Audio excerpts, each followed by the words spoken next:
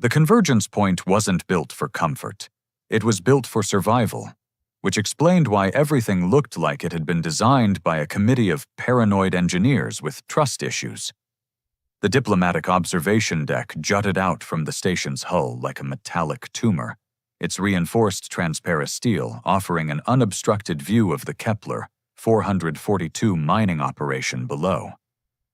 Today, however, the view was considerably less peaceful than usual.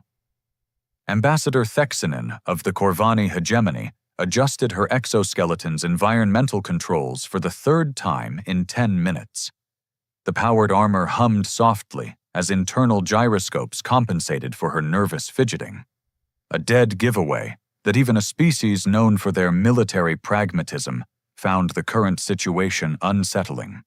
Around her, representatives from a dozen other civilizations made their own preparations, each encased in their species' particular interpretation of staying alive in hostile environments. "Refresh my understanding," rumbled Vorthak Prime Designation 7 through his atmospheric suit's external speakers. The Hegemite's translation matrix gave his words a tinny quality that somehow made his skepticism even more pronounced. "The humans declined our offer of Corvani battle plate, rejected Zilani energy shielding, and refused even basic environmental suits?" "That would be correct," confirmed Scholar Irexla, whose crystalline form required no protection beyond the station's artificial atmosphere. Her voice rang like wind chimes in a hurricane. They stated, and I quote from the diplomatic record, "Thanks, but we're good." Thexnin's mandibles clicked in what her species considered polite disbelief. Through her helmet's heads-up display, she watched the tactical readouts streaming in from the mining world below. The Kethvar swarm had been building strength in the outer system for weeks, a writhing mass of biomechanical horror that turned entire worlds into processing plants for their incomprehensible hunger. Standard protocol called for heavy armor, overwhelming firepower, and the kind of defensive positioning that had kept civilized species alive for millennia. The humans, apparently, had never read the manual.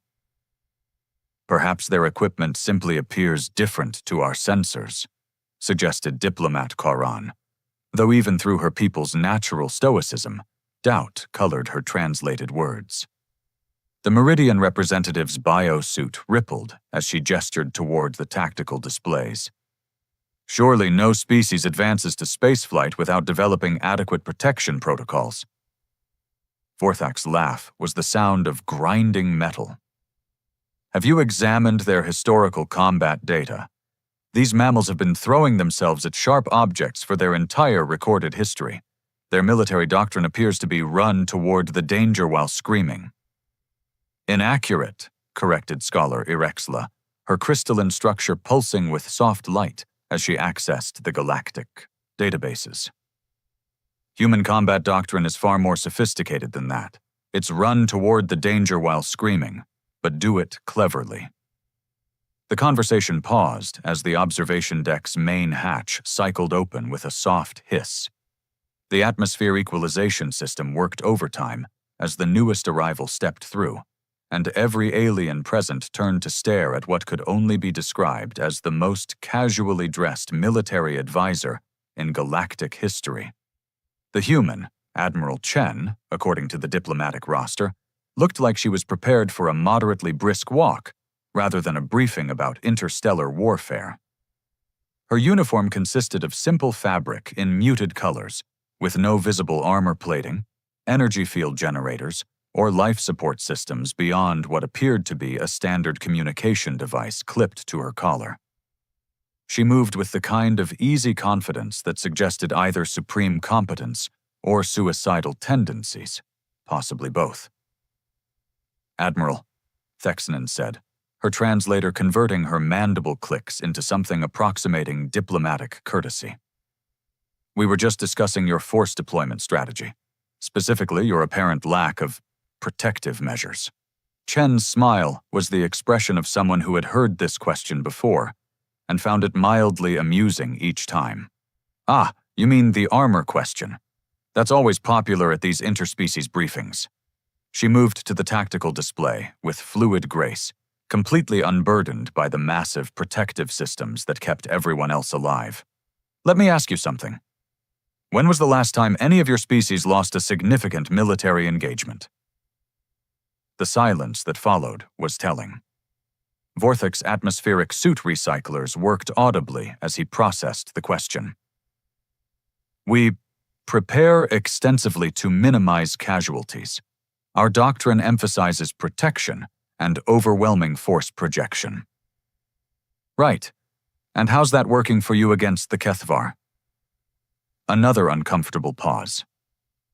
The swarm had been systematically dismantling traditional defensive positions for months, their adaptive tactics making conventional warfare increasingly ineffective. Each species had contributed their best military theory, their most advanced protective technologies, their time-tested strategies for survival. The results had been consistently disappointing. Your point, Admiral? Thexnen asked, though her exoskeleton sensor array was already running continuous scans of the human woman, searching for hidden protective systems it couldn't detect. My point is that you're all asking the wrong question. Chen tapped the tactical display, highlighting the human force deployments.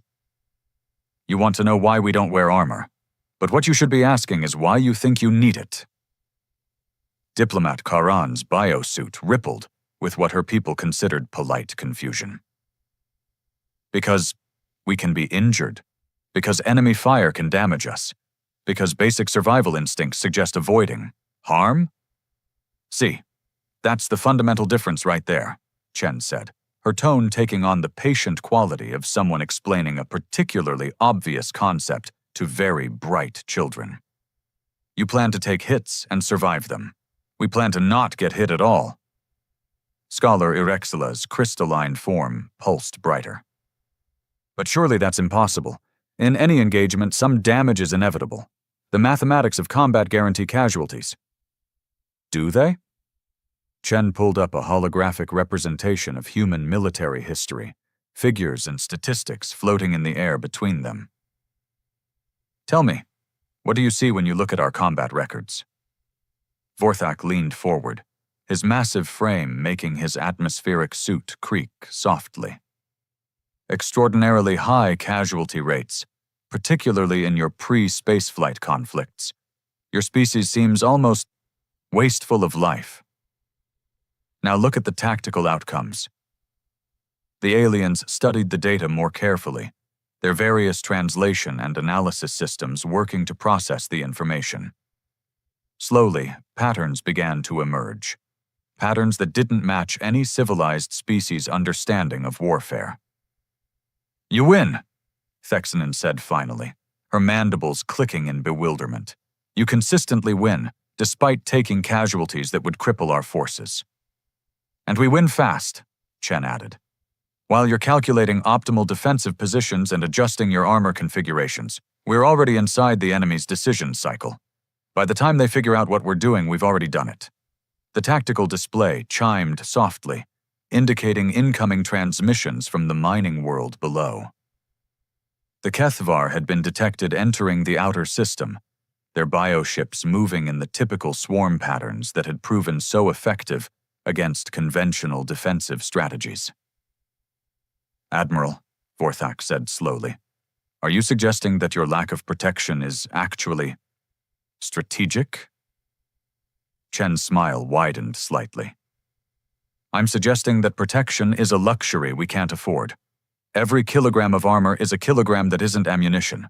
Every second spent getting into battle gear is a second the enemy uses to adapt to your strategy. Every safety protocol is another step between you and victory. She gestured toward the approaching swarm, visible now as a dark cloud against the starfield. The Kethvar have been winning because they understand something the rest of you don't.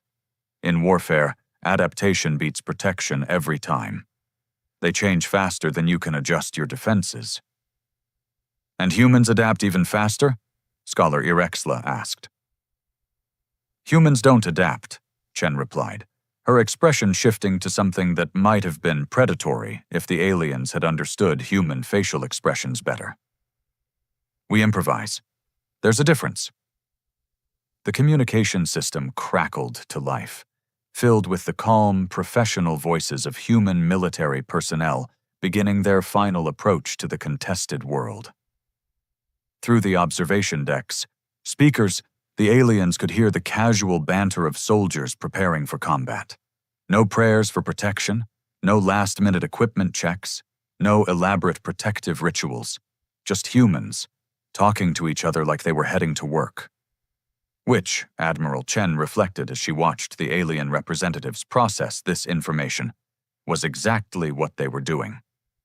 Vorthak's atmospheric processors wheezed as he accessed the galactic military archives, his massive fingers dancing across holographic interfaces with surprising delicacy. Very well, Admiral. Let us examine this improvisation you speak of. Computer, display, Human Conflict Archive, Terran Calendar Year 1916, Western Front. The tactical display shimmered, resolving into a three-dimensional battlefield map that made every alien present recoil slightly. Trench systems stretched across continents like infected scars, filled with humans who possessed no natural armor, no energy shields, no environmental protection beyond crude metal helmets and fabric uniforms. Fascinating, Scholar Irexla chimed, her crystalline form pulsing with analytical interest. They constructed artificial defensive positions to compensate for biological vulnerability, a logical adaptation. Look closer, Chen suggested. The display zoomed in on a specific engagement, showing human soldiers abandoning their carefully constructed fortifications to charge across open ground toward enemy positions. The tactical readouts were horrifying, casualty projections that would have caused any rational military command to abort the operation immediately. Diplomat Karan's biosuit darkened to match her distress. This is madness. They're deliberately exposing themselves to maximum harm for minimal tactical gain. Are they?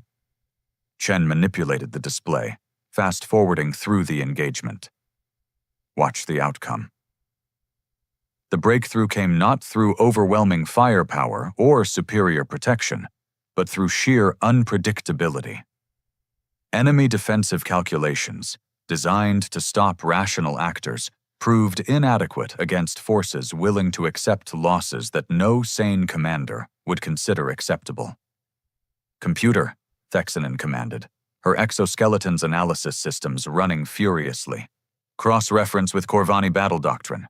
Calculate survival probability for unarmored infantry assault. The results appeared instantly. 0.003% survival rate for individual combatants. And yet, rumbled Vorthak, studying the historical data with something approaching professional respect, they achieved their objective. How is this possible? Chen pulled up additional files, her movements economical and precise.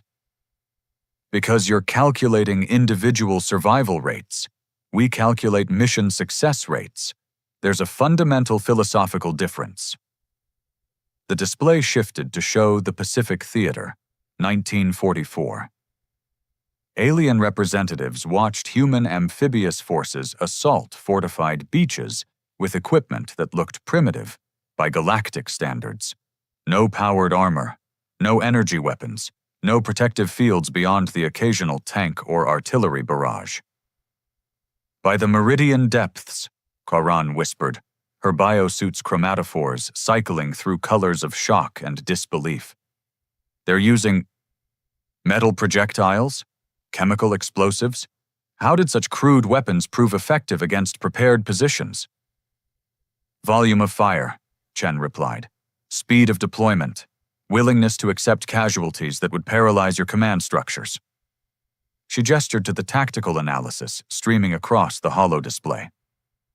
Your species spend months planning perfect operations. We spend minutes planning adequate ones, then execute them before the enemy can respond.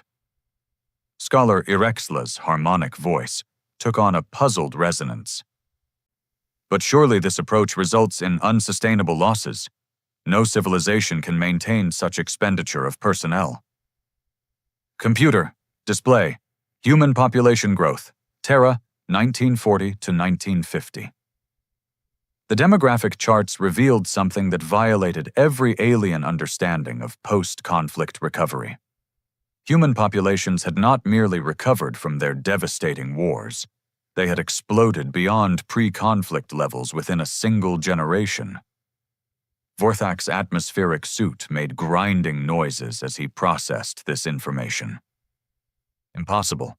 These casualty rates should have resulted in civilizational collapse. Our projections indicate— Your projections assume rational actors, Chen interrupted. Humans aren't rational. We're adaptive. Every major conflict teaches us new ways to be unreasonable. The display cycled through conflicts: Korea, Vietnam, countless regional engagements where humans had faced superior technology, better prepared enemies, more logical strategic positions. In each case, the pattern repeated: initial setbacks, tactical adaptations, and eventual victory through methods that defied conventional military wisdom. Thexanen's mandibles clicked in rapid sequence, a sign of deep cognitive processing among her people.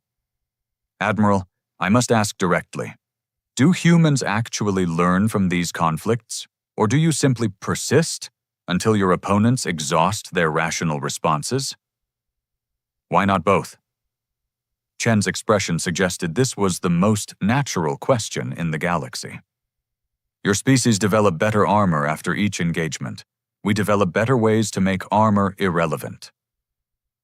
The holo display shifted to more recent conflicts, urban warfare scenarios where heavily armored forces had struggled against opponents wearing nothing more protective than civilian clothing. The tactical analyses were stark. Traditional military doctrine, designed around force projection and defensive positioning, consistently failed against enemies who treated every building, every street corner, every piece of debris as a potential weapon.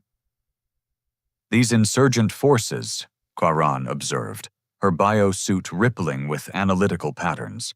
They appear to have no standardized equipment, no unified command structure, no coherent strategic doctrine. Exactly, Chen confirmed. They adapted to local conditions faster than their opponents could develop countermeasures. Classic human military evolution. Every constraint becomes a tactical advantage if you're creative enough. Vorthak leaned back in his atmospheric suit, the massive frame creaking softly. So when you claim humans don't need armor, you're not suggesting superior durability. You're suggesting superior unpredictability. I'm suggesting that predictability is a luxury we gave up somewhere around the time we invented warfare, Chen replied. Every piece of equipment you carry tells your enemy something about your capabilities and intentions. Every standard operating procedure becomes a vulnerability once your opponent figures out the pattern. The communication system crackled with updates from the approaching human fleet. Unlike the elaborate preparation rituals the alien forces were conducting, the human transmissions consisted largely of technical confirmations, weather reports, and what sounded suspiciously like recipe exchanges between ship crews. Scholar Irexla's crystalline form dimmed slightly as she processed the audio feeds. Admiral, are your forces discussing food preparation while approaching a combat zone? Morale maintenance, Chen explained matter-of-factly. Relaxed troops make better decisions under pressure. Anxious troops follow protocols, and protocols are predictable. But surely some standardization is necessary for coordinated operations, Thexanen asked, her exoskeleton's tactical display showing the chaotic-looking human formation patterns.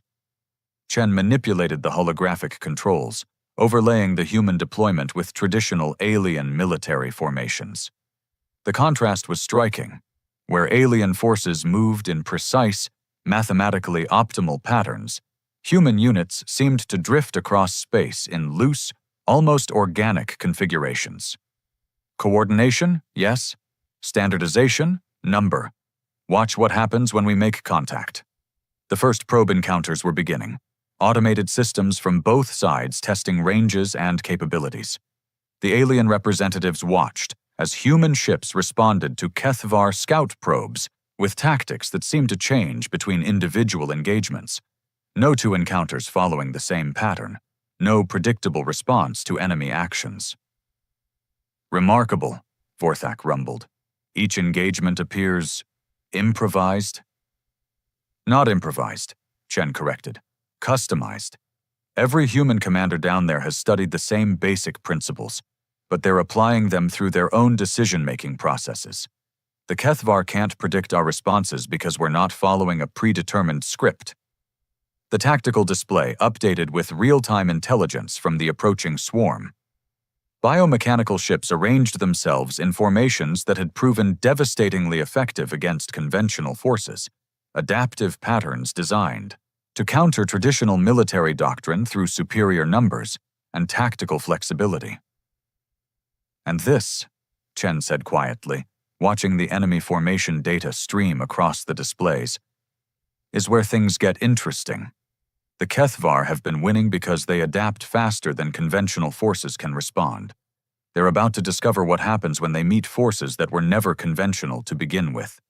The first indication that something had gone catastrophically wrong with galactic military theory arrived in the form of complete radio silence from the Kethvar advance scouts. Contact lost with Bioprobe Cluster 7 Alpha, reported the automated tactical system in its maddeningly calm, synthetic voice. Contact lost with Bioprobe Cluster 7 Beta. Contact lost with… Mute that, Thexanen snapped, her exoskeleton's sensor array working overtime to process the incoming data streams. Computer, explain the tactical situation. What appeared on the holographic display defied every principle of space combat doctrine that had kept civilized species alive for the past several millennia. The Kethvar swarm, which had been advancing in their typical adaptive formation patterns, had simply stopped existing in measurable chunks. Vorthak's atmospheric suit made distressed mechanical noises as he leaned forward. This is impossible. Kethvar bioships regenerate damage faster than conventional weapons can inflict it. Our combined fleet engagement protocols require sustained bombardment over multiple attack waves to achieve meaningful. There, Diplomat Karan interrupted, her biosuit flashing urgent warning colors. Movement on Vector 77 Mark 12. Human vessels are… What are they doing? The human fleet had abandoned every recognizable combat formation. Instead of the logical approach vectors that centuries of tactical theory demanded, individual ships were scattering across impossible trajectories, moving like a school of fish avoiding predators rather than a military force engaging enemies.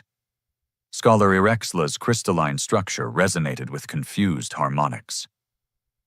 Admiral, your vessels appear to be fleeing in random directions. Are they retreating? Chen's smile could have powered a small fusion reactor. They're hunting. The tactical display erupted into chaos as the first actual engagement began. A human destroyer, barely larger than a Corvani patrol craft, materialized from behind a metallic asteroid and unleashed a barrage that turned a Kethvar biocruiser into component molecules in roughly 3 seconds. Impossible, Vorthak breathed, his massive frame straining against his atmospheric suit's mobility systems. That destroyer's weapons output cannot generate sufficient energy to… The destroyer vanished again, having used its own weapon discharge as cover to disappear into the sensor shadow of debris from its target. Simultaneously, 3 other human vessels appeared at completely different vectors, each engaging separate Kethvar units with the same brutal efficiency. They're not engaging the swarm, Thexanen realized, her mandibles clicking in rapid-fire analysis mode. They're assassinating individual components. The radio chatter from human vessels filtered through the observation deck's communication systems, and the casual nature of the conversations was more unsettling than any battle cry could have been. Tango 7, you've got a bogey trying to flank left. Suggest you disappear for about 30 seconds. Copy that, Charlie 1. Vanishing in 3, 2, mark. Nice shot on that big, ugly Delta 3. Was that their command node? Negative. Just looked important. Command node's the one with all the tentacles trying to eat Echo 5. Roger. Echo 5. Recommend you stop being so delicious. Working on it, Delta 3. Hard to be inconspicuous when you're on fire. Quaran's biosuit cycled through colors that had no translation in any galactic diplomatic protocol. Admiral, are your forces enjoying themselves? Combat efficiency increases when personnel maintain optimal stress levels, Chen replied, though her own expression suggested she found the question somewhat amusing. Panic makes you predictable. Calm makes you effective. The engagement was unlike anything in galactic military databases. Kethvar bioships, designed to adapt to enemy tactics through organic evolution, kept adjusting their approach patterns to counter human movements, only to discover that human movements weren't following any pattern to counter. Computer, Scholar Irexla commanded, her harmonic voice sharp with analytical urgency. Identify human tactical doctrine currently being employed. Unable to comply. No matching tactical doctrines found in database. Search expanded parameters. Include unconventional warfare, guerrilla tactics, historical precedents. Unable to comply.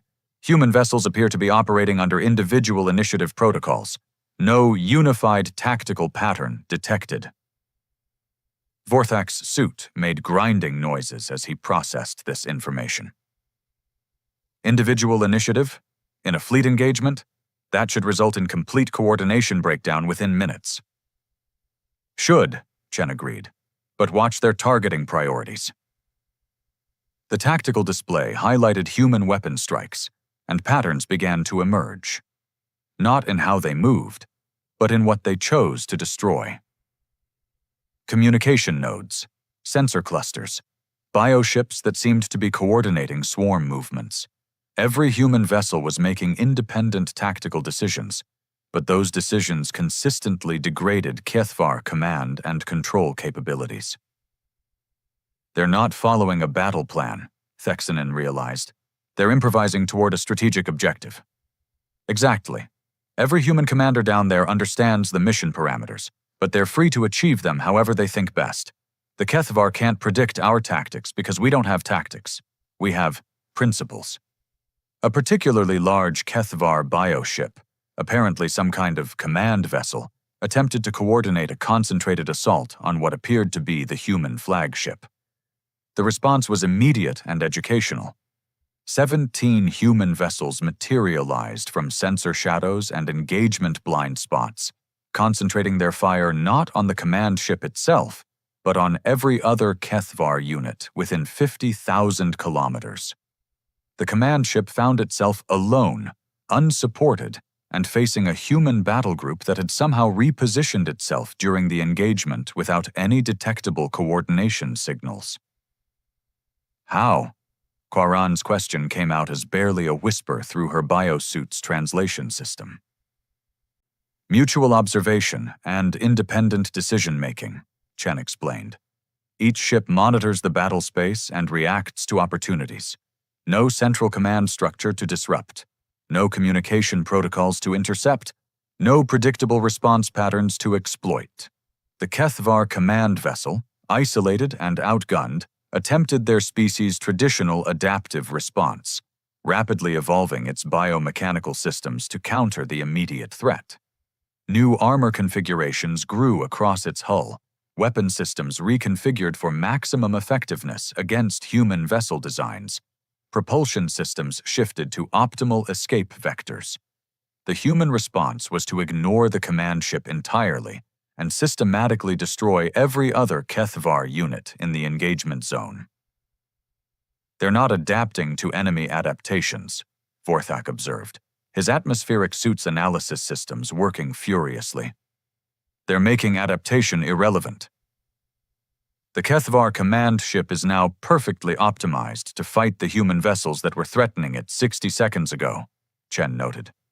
Unfortunately for them, those ships are now hunting completely different targets using completely different approaches. The engagement was effectively over within 20 minutes, a time frame that violated every principle of space combat that had developed over centuries of interstellar warfare. The Kethvar swarm, which had been advancing in adaptive formations designed to counter every known tactical doctrine, had been systematically dismantled by forces that apparently weren't using any doctrine at all. Casualties? Thexanen asked quietly. The tactical display updated with damage reports. Human losses: 2 destroyers with minor systems damage, 1 cruiser requiring hull patch repairs, 17 personnel injured, 0 fatalities. Kethvar losses: complete tactical destruction of advance force, estimated bioship casualties exceeding 80%, surviving units in full retreat. This is... Scholar Erexla's crystalline form pulsed with confused harmonics. This contradicts every principle of acceptable loss ratios in military engagement. Does it? Chen manipulated the tactical display, showing the post-engagement disposition of forces. Or does it just contradict the assumption that losses are inevitable? The human fleet was already regrouping, their ships emerging from debris fields and sensor shadows like ghosts materializing from vacuum. No elaborate repair protocols, no extended damage assessment periods, no careful reformation of battle lines. They simply continued toward their primary objective, as if the engagement had been a minor navigation hazard rather than a major military operation. "Admiral," Vorthak said slowly, his massive frame settling back into his atmospheric suit with mechanical size. "I believe we may need to reconsider some fundamental assumptions about warfare." "Just warfare?" Chen asked, her expression suggesting that warfare might be the least of their conceptual problems. The debriefing room aboard Convergence Point had been designed by committee. Specifically, a committee that believed intelligent species required elaborate environmental controls, redundant safety systems, and enough protective protocols to survive a small stellar event. The irony was not lost on Admiral Chen as she sat in a simple metal chair, surrounded by aliens encased in enough life support equipment to outfit a small colony. "The mathematics are disturbing," Scholar Erexla announced, her crystalline form cycling through colors that suggested deep computational distress. "Our combined fleet assessment projected acceptable casualty ratios of 15 to 20% for a successful engagement against Kethvar forces of equivalent size." Thexanen's exoskeleton whirred softly as she accessed the battle records. Human actual casualties, 0.03%. This falls outside all statistical models for space combat effectiveness. "Maybe your models are wrong," Chen suggested. The silence that followed was the kind that generally preceded either enlightenment or existential crisis. In this case, it appeared to be both. Vorthak's atmospheric suit made contemplative mechanical noises as he processed recorded engagement data. "Admiral, I must ask, was this battle outcome typical for human military operations, or did we witness an exceptional performance?" Define exceptional. Casualty ratios significantly better than projected norms.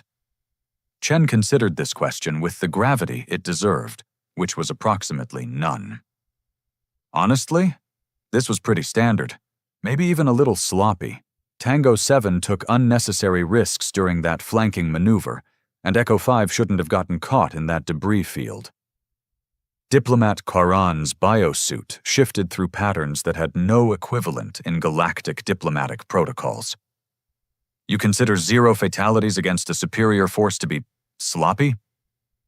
"We had 17 injured personnel. That's 17 people who made decisions that put them in harm's way unnecessarily."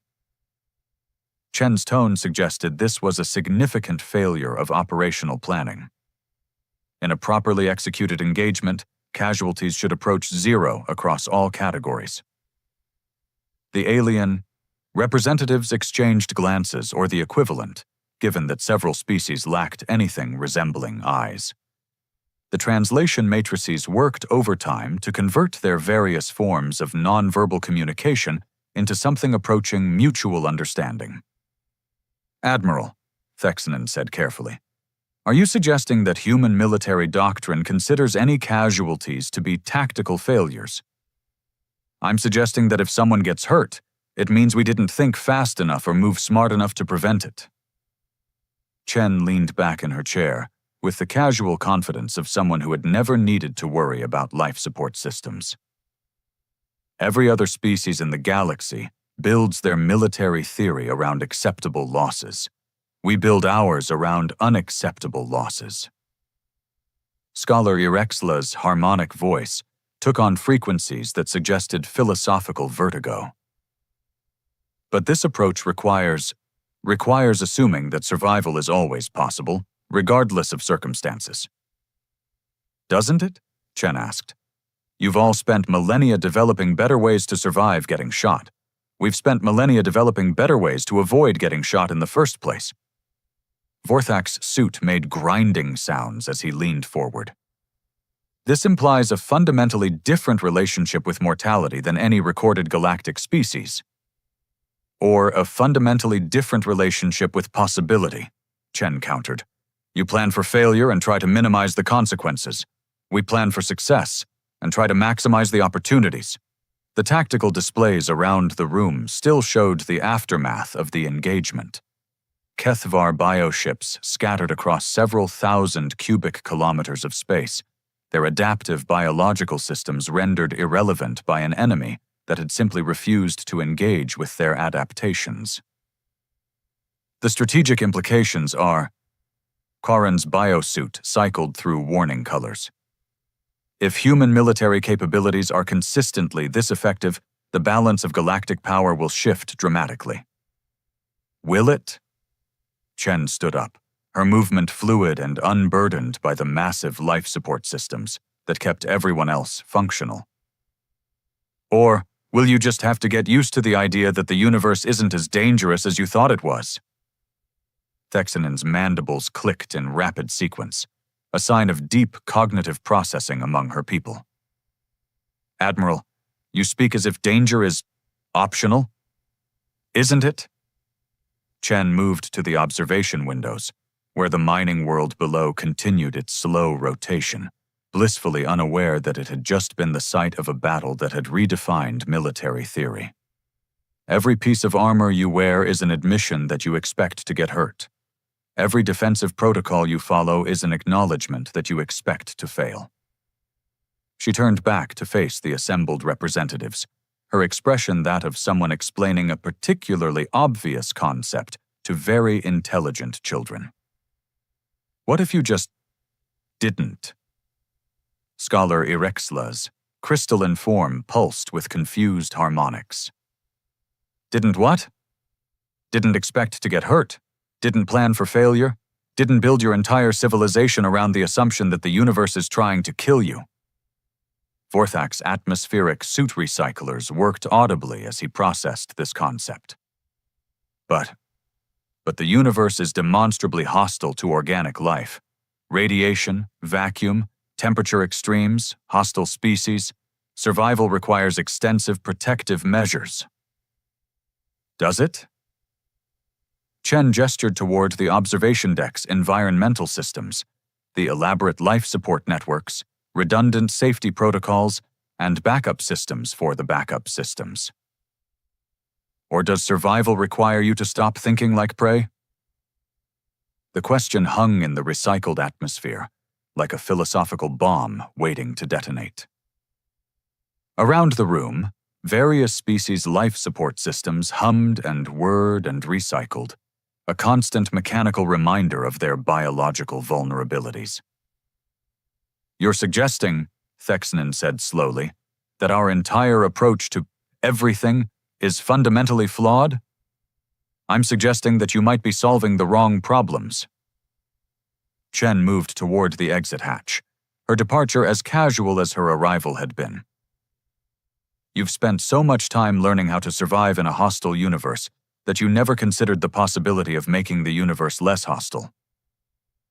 Karan's biosuit darkened to match her growing comprehension. By refusing to accept hostility as inevitable. By refusing to accept anything as inevitable, Chen corrected.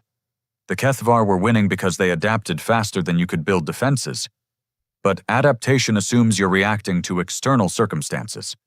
What if you controlled the circumstances instead? She paused at the hatch, her hand resting on the simple mechanical release. No biometric scanners, no safety interlocks, no protective protocols. Just a handle that opened when pulled. "Admiral," Vorthak called out, his massive frame creaking as he turned to face her.